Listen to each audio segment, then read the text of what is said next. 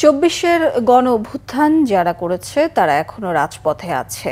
যদি কেউ মনে করে আবারও পুরনো বন্দোবস্ত ও দখলদারিত্ব রাজনীতি আবারও ফিরিয়ে আনবে, তাদের পরিণতিও স্বৈরাচার হাসিনার মতো হবে। হুঁশিয়ারি দিয়েছেন জাতীয় নাগরিক পার্টির আহ্বায়ক নাহিদ ইসলাম। নীলফামারী চৌরঙ্গি মোড়ে পথসভায় এই হুঁশিয়ারি দেন তিনি। বলেন, আওয়ামী দস্যুরা দেশের আনাচে কানাচে রয়েছে, এদের বিচারের আওতায় আনার দাবি তার। এতে সভাপতিত্ব করেন এনসিপির নীলফামারীর আহ্বায়ক আব্দুল মজিদ। এ সময় তার সফর সঙ্গী ছিলেন দলের উত্তরাঞ্চলীয় মুখ্য সংগঠক সার্জিস আলম, দক্ষিণাঞ্চলীয় মুখ্য সংগঠক হাসনাত আবদুল্লাহ সহ আরও অনেকে।